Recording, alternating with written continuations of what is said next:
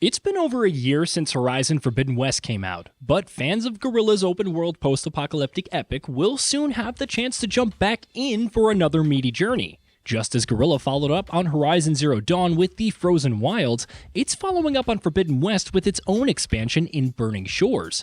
There's plenty that's been revealed about it thus far, the majority of which has got us quite excited to jump back into the game upon its imminent launch. So here, we'll be going over a few things we can't wait to do when we play Burning Shores, starting off with the obvious: fight new machines. This, of course, is one of the biggest draws of any new Horizon release. Guerrilla excels at designing excellent new varieties of machines that not only impress with their incredible visual design, but also by how well they function in gameplay, from their behaviors and attributes to how they function in combat and more. There's been no official word yet on how many new machines we can expect to see in Burning Shores, but at least one, the Water Wing, more on this in a bit, has been confirmed. The Frozen Wilds introduced a couple of new machines, while also sprinkling in new mechanics and twists like control towers and demonic machines. So if that's anything to go by, there's a good chance there will be plenty of new threats to face in Burning Shores as well. Ride the Water Wing. The one new machine that has been confirmed for Burning Shores is the aforementioned Water Wing, and so far it sounds like a special one. It's a flying machine that sort of resembles a giant pelican. And though there's been no shortage of flying machines in Horizon games in the past, the Water Wing does have some unique abilities, chief among them being able to both fly and swim underwater. Burning Shores will allow players to hack and tame the Water Wings and ride them as mounts, which means not only will we be able to take to the skies like we could in Forbidden West, but it also adds a whole new layer to its underwater traversal and exploration. Fight a Metal Devil. We've seen more than a few Metal Devils, or Horus Titans, in Horizon games by now, and each time we've stood in one of its shadows or looked at it from a distance, we've marveled at its sheer size and scale.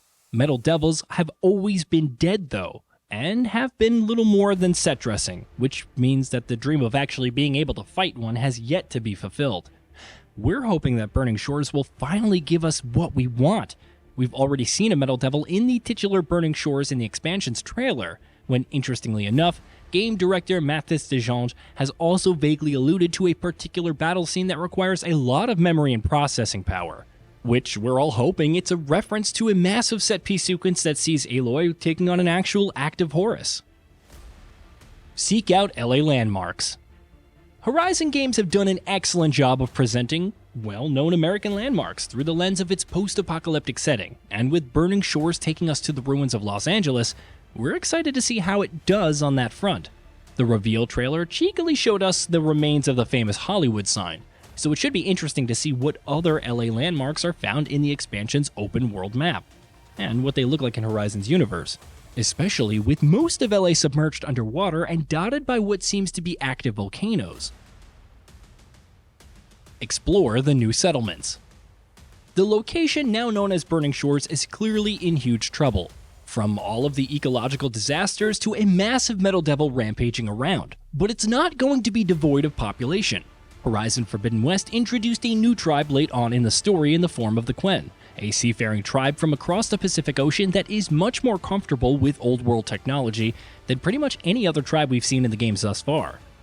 Plenty of them are also going to be found in the ruins of LA, and apparently have been around for a while, which means players will have the opportunity to explore new Quen settlements as well. From Meridian to Plainsong, Horizon games have a knack for crafting stellar new settlements, so we're excited to see what Burning Shores comes up with next.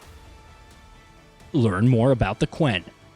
Sticking with the Quen for a bit, it's also likely that we'll be learning a great deal more about them in the upcoming expansion, and we absolutely can't wait for that. Introduced as they are late on in Forbidden West's story, we don't really get to learn much about their history, their culture, their beliefs, their way of life, which is always a crucial part of how Horizon represents all of its unique tribes. With the Quen taking on much more prominent roles in Burning Shores, we're curious to see how their own narrative arc gets fleshed out.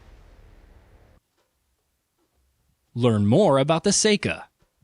Burning Shores will, of course, bring with it some new important characters, and one in particular that Guerrilla has revealed is Seika, a Quen Marine who, according to Guerrilla, is unlike anyone Aloy has ever encountered. and someone that players will spend a lot of time with throughout the story and rely on her help in many situations.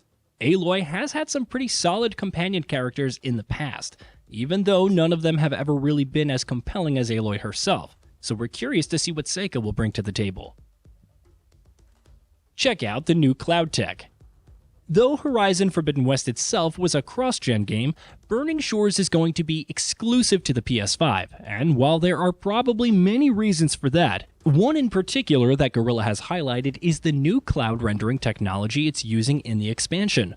We won't get into too much of the technical details here, but in a nutshell, it'll make for much more denser, more highly detailed, and more dynamic cloudscapes.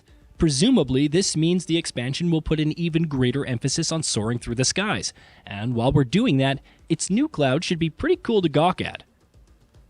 Do side quests and side activities. Forbidden West was a significant step over Zero Dawn in terms of its side quests and the sheer variety of optional activities it had on offer, and hopefully Burning Shores will deliver more of the same. Of course, this being an expansion and obviously not being as large as the base game itself, there's obviously not going to be as much variety and quantity. But we're hoping that the side quests and optional activities of the expansion will keep us just as engaged as the ones in the base game did. Mess about in photo mode. Messing about in the photo mode is never not fun in a Horizon game, thanks to not only how gorgeous the game always looks, but how good the photo mode themselves are. And we expect that to be the case with Burning Shores as well, from soaring through the aforementioned clouds on a water wing's back to diving under waves and exploring underwater ruins to posing in front of the crumbling Hollywood sign. There's plenty that we'll be doing just so we can capture these moments in photo mode. Hey, did you know that we at GamingBolt upload new videos every day? Stick around, drop a like, subscribe, and hit that bell, and let us know what kind of content you'd like to see in the future with a comment below.